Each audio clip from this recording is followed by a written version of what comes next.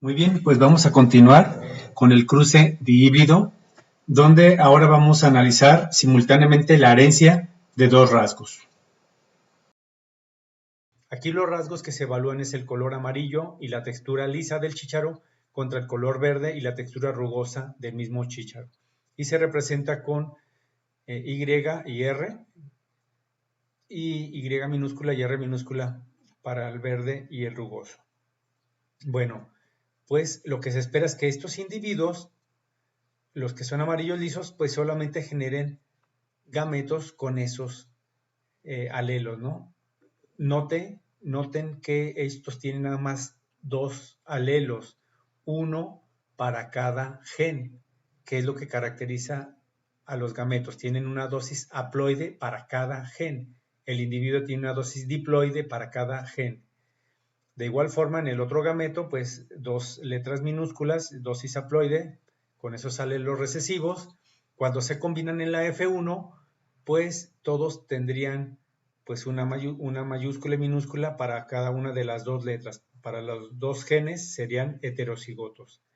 Entonces, en la F2, cuando se cruzan estos que son dobles heterocigotos, de ahí el nombre de este cruce que es dihíbrido, lo que obtendríamos es lo siguiente. Cuando vemos todas las combinaciones de gametos que pueden generar estos individuos, debemos de considerar esto, que cada gameto debe de tener dos letras, una representativa de cada gen. Aquí tenemos dos mayúsculas, aquí tenemos una mayúscula y otra minúscula, y luego la combinación contraria, y aquí las dos minúsculas recesivas. Cuando ponemos esto en el otro gameto, o en los gametos del otro individuo, pues generamos todas estas combinaciones, que si lo vemos en proporción de fenotipos, sería una proporción 9, que serían todos estos que estoy marcando en esta diagonal, que forman como un triángulo. 9, después 3, que serían estos 3, 3, y luego estos otros 3 que están acá, y uno solo que sería el doble heterocigoto recesivo. Entonces, de ahí se genera la proporción del cruce dihíbrido en la F2 de 9, 3, 3, 1. De aquí se deriva la segunda ley de Mendel, que lo hizo famoso, que se llama ley de la transmisión independiente, que nos dice que durante la meiosis los alelos de dos genes se segregan independientemente uno del otro en los gametos. Es decir, es la misma ley que la segregación independiente, donde la única diferencia es que se habla de dos genes. Cuando se habla de dos genes, lo que tenemos es que se forman en individuos dihíbridos como el que está aquí, pues estas cuatro combinaciones, mayúsculas, minúsculas y mayúscula y minúscula en las dos combinaciones que se pueden, y esto se da en las mismas proporciones. Esto hace que en el cuadro se formen, en el cuadro de individuos o de genotipos de individuos se formen 16avos, como lo vimos anteriormente en esta, que son 16 combinaciones de genotipos diferentes. El fundamento cromosómico de la formación de estos cuatro gametos lo observamos en esta diapositiva. Si tenemos en un cromosoma materno y materno, en este locus, el B mayúscula y B minúscula, y aquí en otro cromosoma, en otro locus, el R mayúscula y R minúscula, tenemos que se pueden formar las cuatro combinaciones de la siguiente manera. Por probabilidad o por azar, en la mitad de combinaciones se van a juntar las mayúsculas en los gametos, o se van a separar mayúsculas y minúsculas en uno y otro. Recordemos que en cada gameto nada más deben de quedar dos letras, es decir, la combinación debe de ser, o la dosis tiene que ser haploide. Entonces aquí se van las minúsculas y aquí las minúsculas que generarían estos gametos, pero también tenemos la otra opción, que se haya ido una mayúscula con una minúscula, y si esto sucede, pues también va a suceder su complementario, aquí se verá la minúscula con una mayúscula R. Entonces se formarían estos otros gametos. Debido a que esto sucede, por probabilidad o por azar o de manera independiente la mitad de las veces respecto a entonces nos da un cuarto de cada uno de los diferentes gametos. Entonces este es el fundamento cromosómico de la formación de los 4 gametos que generan el cruce de híbrido y la proporción 9, 3, 3, 1. El ejercicio 2 que les invito a hacer es el siguiente. Representar en un cuadro de Punnett el cruce F1 por F1 de individuos doble heterocigotos MMFF que representan alelos M, listo, M minúscula menso, F mayúscula guapo y F minúscula feo. Y contestar estas preguntas. Entonces, les doy tiempo para que lo hagan. Les sugiero que esto es como el fútbol. Nadie se puede hacer bueno nada más de observar cómo se juega fútbol y de ver a Messi o a Cristiano Ronaldo. Tienes que practicarlo. Entonces, la invitación es a que traten de contestar estas 3 preguntas, aunque yo las diré en la siguiente parte, pero traten de hacerlo ustedes. Mucha suerte. Bueno, continuamos esta sección resolviendo el ejercicio 2 que quedó pendiente del apartado anterior, donde trabajamos el análisis del cruce de híbrido. Bueno, lo que se quería era representar en un cuadro de Punnett de este cruce, de estos individuos doble heterocigotos, donde ya tenemos aquí una nomenclatura de lo que significa M mayúscula listo, M minúscula menso, F mayúscula guapo y F minúscula feo.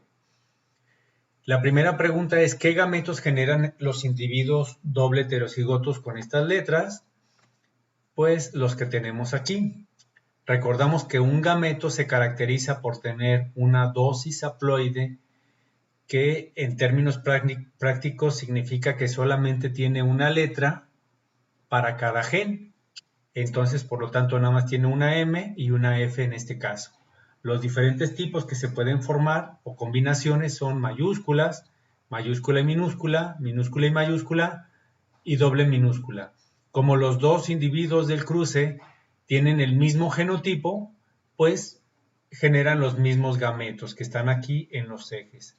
Y estos son los 16 tipos de genotipos que se generan en la descendencia, cada uno con una probabilidad de un 16avo. En la segunda pregunta del ejercicio 2, te pide que uses el método ramificado para determinar las proporciones fenotípicas. En realidad no vimos este método, pero en cualquier libro de genética se puede checar. Vamos a aplicarlo para tratar de que quede claro cómo se utiliza.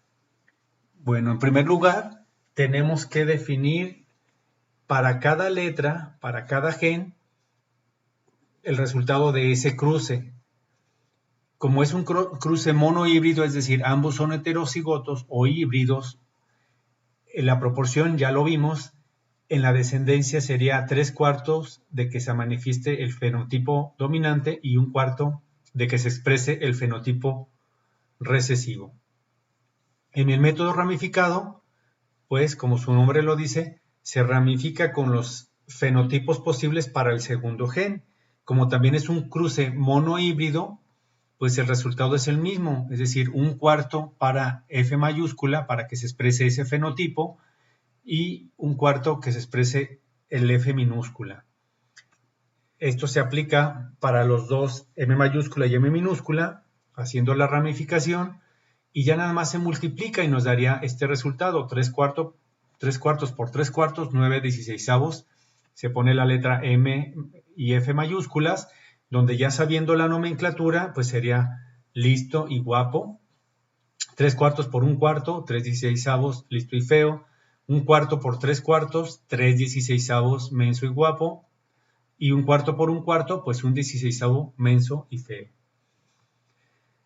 En continuación a esto, se pide que se aplique el mismo método, pero para determinar las proporciones genotípicas. En este caso, ya no nos interesa nada más el resultado de fenotipos, sino genotipos, que suelen ser más. Y ya lo vimos que en el cruce monohíbrido se espera que 1/4 sea homocigoto para el dominante, 1/4 para el recesivo y 2/4 que también se puede expresar como un medio de heterocigotos. Se ramifica para la segunda letra o para el segundo gen, que es un cruce monohíbrido también, y sabemos que en ese cruce se espera la misma proporción de genotipos, un cuarto, dos cuartos y un cuarto respectivamente. Nada más se hace la multiplicación, nos da un 16avos para doble homocigoto dominante, 2/16avos de MM mayúscula, heterocigoto F, y un 16avo de homocigoto MM dominante y FF recesivo. Para el siguiente es 2 cuartos por 1 cuarto, 2 16avos, 2 cuartos por 2 cuartos, 4 16avos, 2 cuartos por 1 cuarto sería 2 16avos de estas combinaciones. Vemos que aquí se representa en estos tres casos que derivan del heterocigoto M, pues eso va en ese genotipo, y aquí ya nada más se ponen los genotipos F. Con la misma lógica se resuelve la última parte, se multiplica un cuarto de MM minúsculas, que son los que aplican aquí, y se van multiplicando por FF mayúscula, un cuarto, FF heterocigoto, 2 cuartos, y FF minúscula, un cuarto, y nos dan estas proporciones. Y ya tenemos el resultado. En la siguiente parte se pide que de este cruce, que no habíamos visto antes, se determine cuál es la probabilidad de generar un individuo tetrahíbrido o que sea tetraheterocigoto, que en este caso particular sería este, que es heterocigoto para cada una de las letras que componen o que se están analizando en el genotipo del individuo. Ya está el resultado, que es un 16avo. ¿De dónde salió? Bueno, la lógica es similar a las anteriores en el sentido de que debes de enfocarte gen por gen. Si vamos primero con el gen G y el individuo o uno de los individuos es heterocigoto, pues va a generar gametos G mayúscula y G minúscula, pero el otro que es homocigoto para G mayúscula, pues solamente va a generar gametos G mayúscula. De manera que esta sería la proporción esperada de individuos de la descendencia. La mitad de ellos solamente sería heterocigoto, que es lo que nos pregunta aquí el problema. Para el genotipo D, pues la lógica sería la misma inicialmente, porque este es heterocigoto, genera gametos de mayúscula y de minúscula, pero aquí este es homocigoto para D minúscula, de manera que genera puros gametos de minúscula, y la proporción esperada de heterocigotos sería la mitad, sería uno de los dos. Con la misma lógica está el caso del gen M, prácticamente igual que el D, donde la mitad son heterocigotos M mayúscula y M minúscula. El C sí que cambia un poco porque aquí es heterocigotos los dos individuos, entonces los dos generan dos gametos, C mayúscula y C minúscula, y cuando esto lo aplicamos al cruce o al interior del cuadro de Punnett, entonces vemos que los heterocigotos serían 2 de 4, es decir, un medio. Entonces, como en todos los casos, la probabilidad de heterocigotos es un medio, un medio, un medio, un medio, o sea, un medio a la 4, el resultado es un 16avo. 2 por 2, 4, por 2, 8, por 2, 16. Ya tenemos un 16avo. En continuación, ese ejercicio se pregunta cuál es la probabilidad de que genere que un individuo manifieste todas las características dominantes, que tenga ese fenotipo dominante. Por eso en la probabilidad se pone las letras que representan a ese fenotipo dominante, que son puras mayúsculas.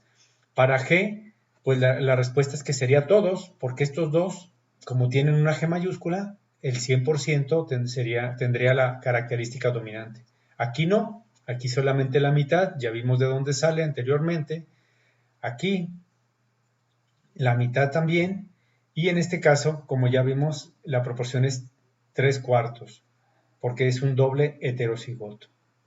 Cuando multiplicamos estas probabilidades, uno por un medio, por un medio, por 3 cuartos, aquí esto, un medio por un medio, sería un cuarto, el 1 lo descartamos, entonces un cuarto que tenemos de aquí por 3 cuartos sería 3 16avos, que es el resultado que ya tenemos aquí marcado.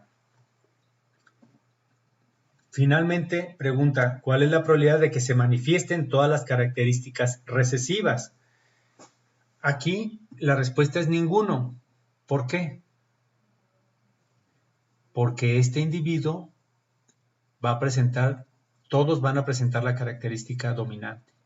Entonces, aquí la respuesta para esta pregunta sería 0, o sea, no va a haber ninguno que va a manifestar las características, ninguno va a manifestar las características recesivas, y cuando multipliquemos esto por 0, pues la respuesta va a ser 0, y esto sustenta la respuesta.